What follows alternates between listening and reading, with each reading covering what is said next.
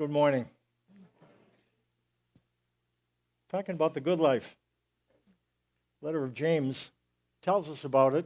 You might ask, what is the good life? And what James describes the good life as, it's when wisdom produces gentle actions. When we're talking about wisdom, that's what James' letter focuses on. Wisdom is spiritual intelligence.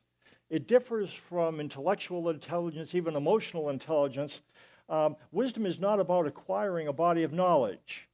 It's not even measured by how well we know the Bible. Wisdom is measured by how we live our lives. And the reason why we know that is because James talks about it a lot in his letter. Look what he says in James chapter 3, verses 13, which is really the verse that we're kind of going from to try to figure out what the good life is about. It says, James 3:13, who is wise and understanding among you? Let him show it by his good life. What is the good life? By deeds done in the humility that come from wisdom. So the good life, wisdom, is about gentle actions and wise words. And that's where James goes. Talks a lot about words, the things we say. Words are very powerful. They change the way we think about God. They change the way we think about one another. That's why last week we talked about what James has to say about the tongue. And what we say about other people impacts the way we look at other people. And that's why words are very powerful. They change reality in a way. Let's look what he says in James chapter 3, verse 17, relative to words of wisdom. We'll read it, we'll define some words, and then we'll apply. But James says, the wisdom that comes from heaven is first of all pure, then peace-loving, considerate, submissive, full of mercy, and good fruit. Goes on to say, impartial and sincere. A couple words. Peace-loving, that's fairly simple. The wisdom from above, and it describes the kind of characteristics that you look at and you know that wisdom from above is being reflected because there's a wisdom from below. And the wisdom from above is, first of all, peace-loving.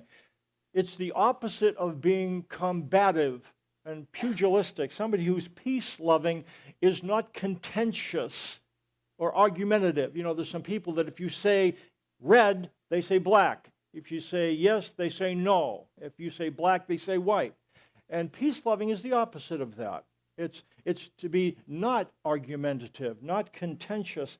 It talks about considerate. Considerate, it's a word that describes common ground. That's what this word has as its root. And to be considerate then really has the sense of somebody who looks for common ground with another person. So you're meeting with somebody and you might have different ideas about this or that, but a person who is this considerate looks for where do we have some similarities? Where do we stand in the same place? So that's wisdom from above. It's peace-loving. It's not contentious or argumentative. It searches for common ground. And then the word submissive. Submissive, it means to be easily persuaded, to be yielding. A person who's submissive, sometimes you can submit on the outside but not on the inside. And the person who's submissive in this context is a person who's easily persuaded. So they're not naive, but they're open-minded. They have room for other realities other than their own. I think this, but you might think that. Tell me about that. Tell me about that. So again, we start to get a picture for wisdom above. It's not contentious or argumentative.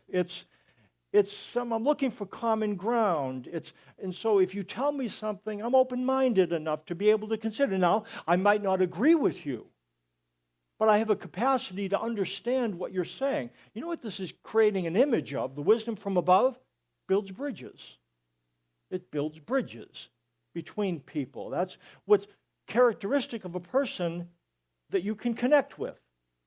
They are open to what you have to say. They don't jump on you if you say the wrong thing. And that's what James describes. He says that full of mercy and good fruit. Again, you've heard it say, people don't care what you know until they know that you care. And so that's part of the picture as well. Not just what you hear and the way you process words, but what you do. And then it says a couple other words, impartial and sincere. Impartial literally means not judgmental. It's to be impartial or unbiased and fair-minded. When you think of somebody that is so rock-rooted in this belief that they have no ability to stray from it, they really have no ability to be impartial, because they're so dyed in the wool. And again, we can have our beliefs, but still build bridges of understanding with another person. That's what this word means. And to be sincere means literally to be not hypocritical. It's somebody without pretense or posturing. Again, what James has to say is a lot of things about, so he creates this picture.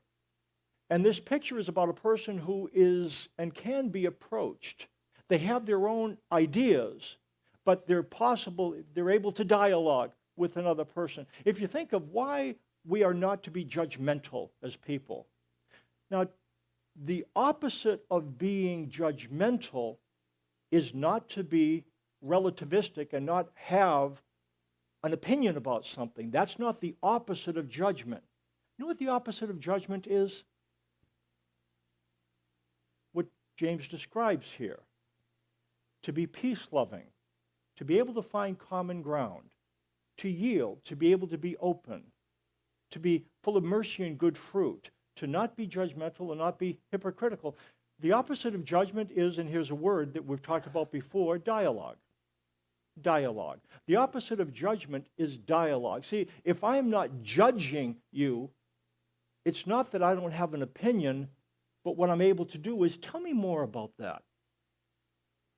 Tell me more about that. And again, what we've all experienced, it's hard to express your opinion to someone when you know that they are taking your inventory. You really don't want to, unless you want to debate with them. But if you want to have a discussion, it's easier to have a discussion with somebody who seems to be open to what you have to say. And that's what James talks about, the wisdom from above is about. It has a gentleness that way. The word dialogue comes from two Greek words. Dia, it doesn't mean to, that's duo. Dia means through. Through. Dialogue. Logos means word. So dialogue is through words. Through words. And you mean, what do you mean by through words? Words that break down walls. That's what dialogue is. You might have your reality, and I have mine. But what dialogue is, I can penetrate the wall that exists between us. Now, I might not come over on your side, but I'll understand you. That's what dialogue is. And it breaks down the walls between people. I've told you before, there's a book, The Magic of Dialogue by Daniel Yankelovich. The Magic of Dialogue. Kind of a dry book, but kind of interesting. He talks about what brought the Cold War down. It was in Reykjavik, Iceland. And so the president at the time, Ronald Reagan, was meeting with Gorbachev at the time, and they had official kind of sessions, and the official sessions weren't happening. And Gorbachev and Reagan sat down, and they started to dialogue with each other. Tell me about your dreams. And Reagan listened. What do you want for your country? What do you want for your... And then Gorbachev asked the same thing of Reagan. And they had an informal discussion in which each man saw the other man's heart. And what Gorbachev was to say afterwards, that had as much to do as ending the Cold War as any of the other sessions. And that's why Daniel Yankelovich says dialogue is almost magic in its power. Almost magic. When you really try to enter into another person's thinking, withholding judgment, wanting to understand. Very powerful. Wisdom from above builds bridges of understanding. It expresses itself through dialogue, not debate. Especially in religious contexts, dialogue is a dying art. Dialogue is a dying art, especially in religious conversations Spiritual influence requires dialogue. This is the way to divine wisdom. And to practice dialogue is to practice wisdom from above. Yankelovich says there's 4 Ds to communication. 4 kind of Ds you can do when you're talking with somebody. You can dialogue, debate, discuss, decision-making. Dialogue, debate, discussion, decision-making. And they're all a little bit different. Discussion differs from dialogue. Discussion is about exchanging ideas. And it's again, this is necessary. It's batting ideas back and forth, but that's not dialogue. Dialogue is more than batting ideas back and forth. Debate differs from dialogue. The purpose of debate is to win an argument, to vanquish an opponent. So when you're debating, this person is saying something, and you're thinking about what you can say to counter it. And again, there's a place for debate, but that's not dialogue. The worst possible way to advance mutual understanding is to win debating points at the expense of others. I'm going to say that again. The worst possible way to advance mutual understanding is to be in it to win points rather than to understand. It just shuts down dialogue. Decision-making is important, but it differs from dialogue in that once we've surfaced enough stuff to make a decision, we don't have to go any deeper. Dialogue. In order for dialogue to occur, you have to really choose it. It's easier to discuss. It's easier to debate. It's easier to decide. But to do dialogue, you have to choose it. And 3 things have to be present. Now, we talked about the 4 Ds of communication: dialogue, debate, discussion, and decision-making. There are 3 E's to dialogue. There's got to be equality, empathy, and exploration. Equality, empathy, and exploration. Dialogue can happen, but you have to move towards it as equals. The purpose has got to be to empathize with the other person and explore their values, why they do what they do. If those things are present, you can do dialogue. Let's look at them individually. Equality. Dialogue becomes possible, Yankelovich writes, only after trust has been built and the higher-ranking people have for the occasion removed their badges of authority and are participating as true equals. If you've ever been working in an office and the boss opens the door, and he says, I just want to clear the air here. Let's talk as equals. Sometimes that's the case, but sometimes it's really not the case. It's kind of like they want to have you drop your guard.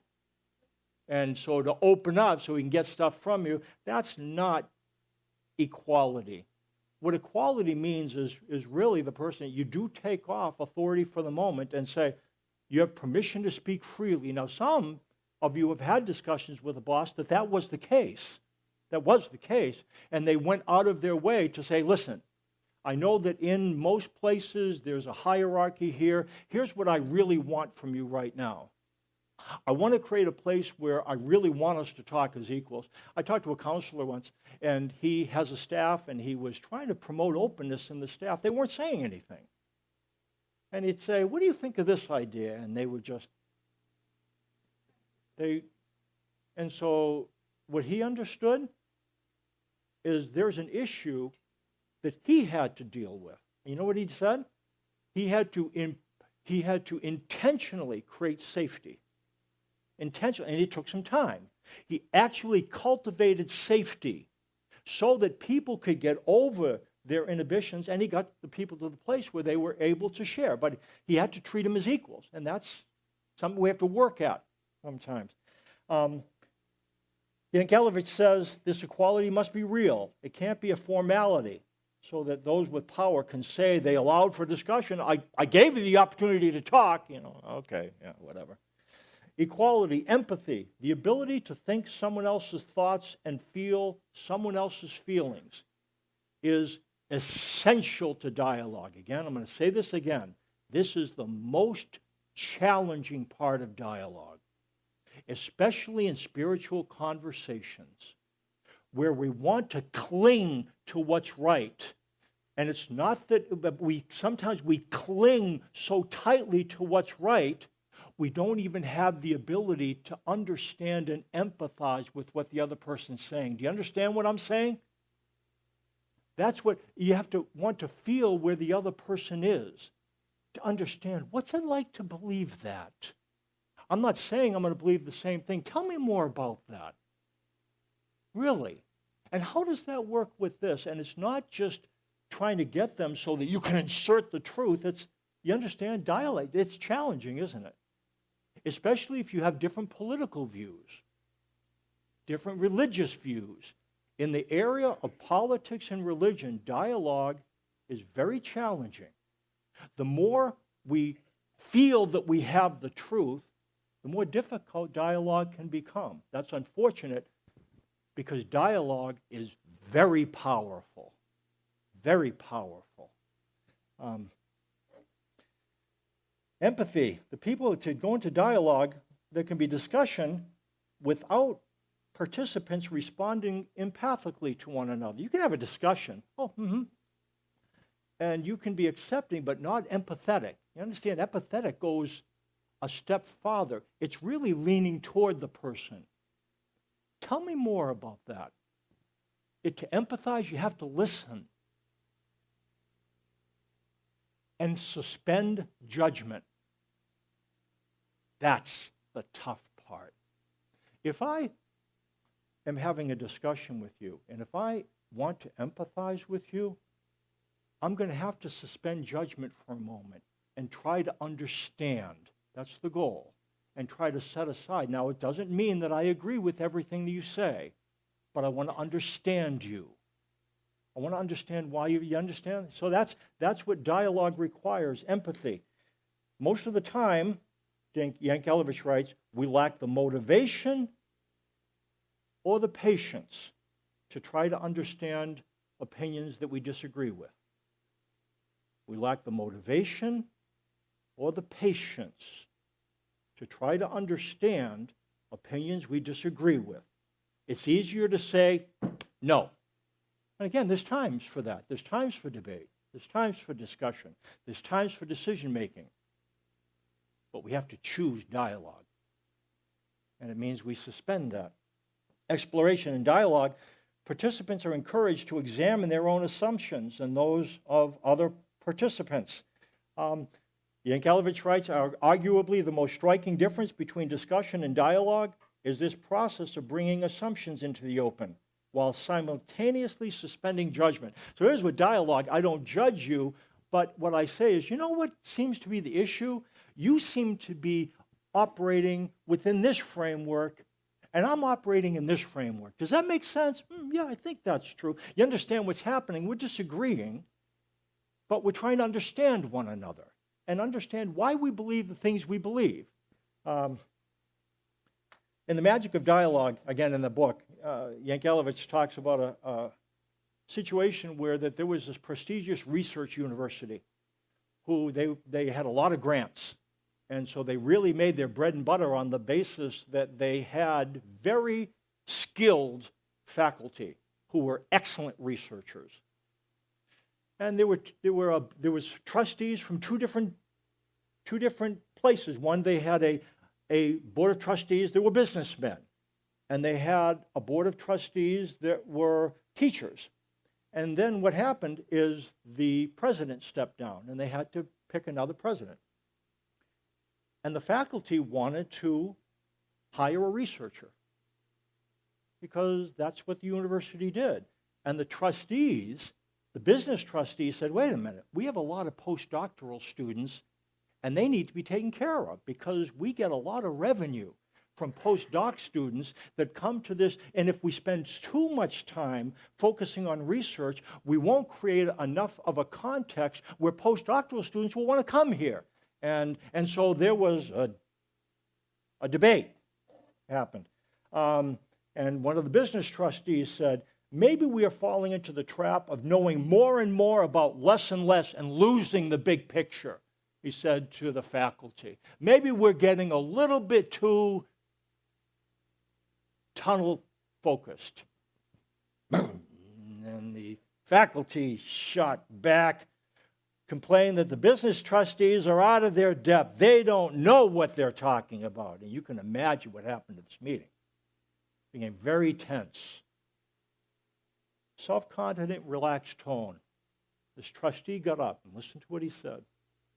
Got up, said dryly, those of us from the business side, we're all generalists. We're uncomfortable with any kind of specialization. That's what business people do. But that's what this institute is all about. It is the most highly specialized scientists at the institute who have made the real breakthroughs. So I guess if we're uncomfortable, that probably is a sign that the institute is doing something right.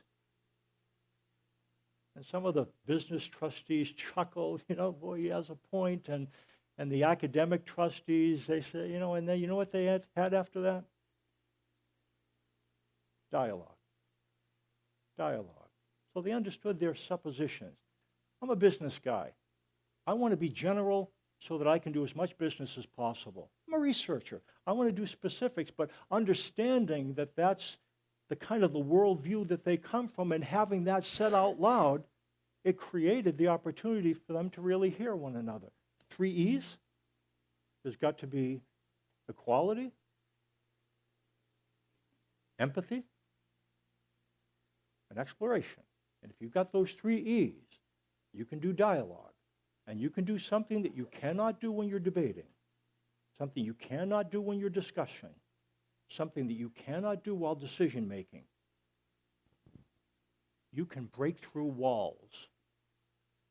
Dialogue, through words. Let's see what dialogue looks like in a Christian context. Look what it says, Acts 17. I'll just read the first part, 16 to 17. It's in your worship folder. It says, Paul was waiting for a couple of his, I think it was Titus, Timothy, maybe, I forget who it was. He was waiting for a couple of other missionaries, waiting for them in Athens. He was greatly distressed to see that the city was full of idols. So he reasoned in the synagogue with the Jews and the God-fearing Greeks, as well as in the marketplace day by day with those who happened to be there. Let me tell you what greatly distressed means. He came into sharp disagreement. Sharp disagreement. He saw that the city was full of idols, so all these statues, and inside he said, nope, nope, nope, nope. Sharply disagreed. He had strong opinions. Then it says he reasoned with them. The word for reasoned, it's the Greek word dialegomai, which is the word for dialogue. He dialogued with them. And we have the sense, now if you want a text on this is not compromising anything, follow along and see what Paul does with these things and see if you can't find equality, empathy, and exploration. He reasons with them. And then we find in 22 through 28, look at this discussion.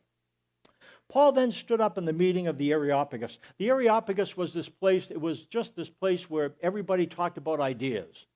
You might call them the Areopagus eggheads. And so they just sat around all day and they said, who has something new to tell us? Oh, great, go ahead. And so then they do that, and then anybody else got something? I heard this. So anyways, so Paul is speaking to the Areopagus eggheads, and they just, that's what they do. They sit all day, probably choking down Frosties and shooting the bull. Anyways, Paul stood up at the meeting of the Areopagus and said, listen to this. I really tells you a lot about Paul. Men of Athens, I see that in every way you are very religious. For as I walked around and looked carefully at your objects of worship, I even found an altar with this inscription, to an unknown God. This is slick. Really is slick. He has sharp disagreement with what he saw. But do you see what he does here?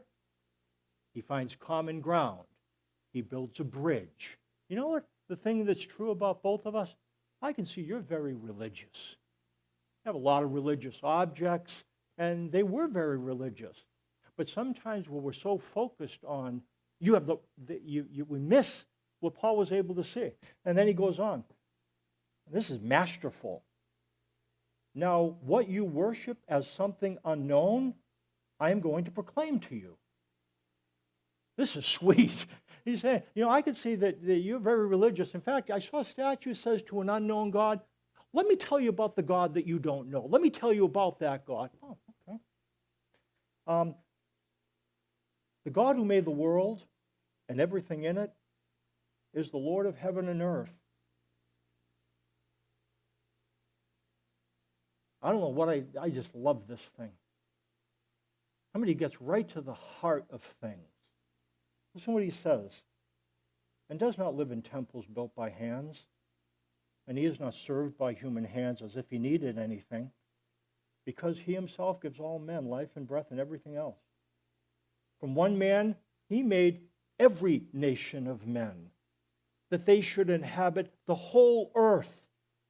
And he determined the time set for them and the exact places where they should live. God did this so that men would seek him and perhaps reach out for him and find him, though he is not far from each one of us. For in him we live and move and have our being. That's powerful. Again, what he does, he finds common ground, and then he's able to express things that they can come close to. Power of dialogue, and we'll see what happens in this place. What it says in Proverbs. By the way, I want to throw something out. Would you call these people secular humanists? Areopagus eggheads? Secular humanists? Probably. You know what? It can be easier to have a discussion with a secular humanist than with a sacred legalist, can it? Sacred legalist, so locked in truth that they have no ability to even discuss, no ability to understand. Paul didn't have very good luck with sacred legalists. And again, he had definite opinions, but he also had the ability not only to have opinions, but to be able to dialogue. That's really a good balance, isn't it? Would you agree with me? Good balance. Have firm opinions about the truth, because there is truth and there is absolute truth. And we don't have to be apologetic about that. It's not that we're saying, we don't believe everything. We don't. But we have the ability to dialogue. I want to understand where you are. I'll tell you where I am. And that's what Paul was able to pull off. Yeah. Anyways, it says in Proverbs, through patience, a ruler can be persuaded. Look at this. And a gentle tongue can break a bone. Now, naturally, it's not talking about, so don't try to take your tongue and break your arm.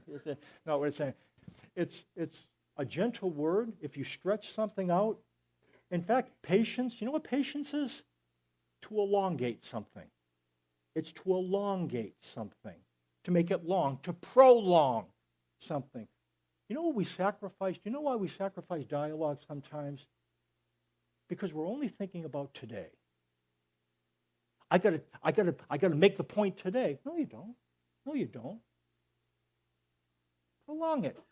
You don't have to. Rome wasn't built in a day, and that's what patience is. Prolonging. Persuaded. It says a ruler can be persuaded. You can open something that's closed if you don't try to do it all at once. Go slow. And through patience, somebody's mind can be open. And then it says a gentle tongue can break a bone. To break literally means to crush. What it says in terms of the power of dialogue, Acts 17, 32 through 34. When they heard about the resurrection of the dead, some of them sneered, but others said, we want to hear you again on this subject. At that, Paul left the council. A few men became followers of Paul, and believed. Among them was Dionysius, a member of the Areopagus, also a woman named Damaris, and a number of others. You know what we know from church history? Dionysius became the first church leader in Athens, and Damaris was his wife. They heard Paul, and Paul was able not to just debate with them, not just discuss, not just decision make, but dialogue. He was able to treat them as equals. He was able to be empathetic, and he was able to explore their assumptions. And Dionysius and Damaris were at that meeting. They said, I'm not sure if I buy everything, but I want to hear this guy again. And the more they talked, the more their minds opened up. And they became followers of Christ, married one another, became a very, very powerful Christian couple in Athens. Power of dialogue. This table, we're going to celebrate communion. We're going to have a song in just a second. The one who, when we think about who personifies wisdom, is Jesus. If you didn't know where you were going, Jesus had a lot of time, was a very interesting person to talk to. The disciples, again, he was gentle, but Jesus wasn't milk toast, was he? If there was somebody that was set in stone, he could come against somebody, but he also had the ability to relate to people where they were. Samaritan woman caught in adultery, different individuals, Jesus could find ways to associate with them. He was a great storyteller. He told parables. Parables relate to people. And he is our model. He is our model. And what we think about when we think about communion is the covenant that he came under to tell us about. A couple things. When it says that we are to be not judgmental and not hypocritical, judgment and hypocrisy get in the way of dialogue. Let me tell you about something about those words. They both are compound words that are based on judgment. They have the word judge in them. A judgmental person is overtly judging. That's what dia means, overtly. Overtly judging. The word for judgment is krino. Diakrino is overtly judging. Hypocrisy is covertly judging. It's hupokrino, under. So it's not a judgment you can see. But whether it's extended out this way or internal in this way, the reason why we are either hypocritical or judgmental is we feel it coming this way. Hypocrisy is an echo of judgment. To the degree it's because we feel judged. To the degree because we feel judged. That's what this table is about. You know what the New Covenant says? I will put my law in your minds and write them on their hearts. You know what? You're not responsible to change that person. God says you don't have to put my law in their hearts. I'm responsible to do that. He says, no longer will a man teach his neighbor, saying, know the Lord, because they will all know me, from the least of them to the greatest. God absolves us of ultimate responsibility to win the world. He does. He says, I'm responsible for that. And I will forgive your wickedness and remember your sins no more. And you know what I think he does? He tells us we're forgiven so that we're not so busy judging ourselves or judging others. He tells us that, and by the way, you're not ultimately responsible to save that person. You know what that frees you up to do? What? Dialogue. Dialogue. Talk to them. Get to know them as equals. Empathize. They might not believe the same as you. Have a discussion with them. Exploration. Very powerful. We're going to have some music, and again, you should think about that's the new covenant. Jesus comes, and He dies on the cross to open up a relationship of non-judgment with us that opens the way to dialogue with one another. Sometime during the course of the song, grab the bread and the juice and think about Jesus dying to open up a hailing frequency to have you experience a relationship with him who is gentle and humble in heart so that you can find rest for your souls. I pray for us. Father, thank you for your plans and wisdom for the good life, done in the deeds, done in the gentleness that comes from wisdom. Pray as we get to know you and your commitment to us, that would help us to be more like Jesus, more gentle with ourselves, gentle with others, believing strongly, but having the ability to enter into conversation, influence that's deep with others. Thanks for that. And thanks for Jesus being the one who will help us to understand how to do this. We be more like him. In his name and for his sake we pray. Amen.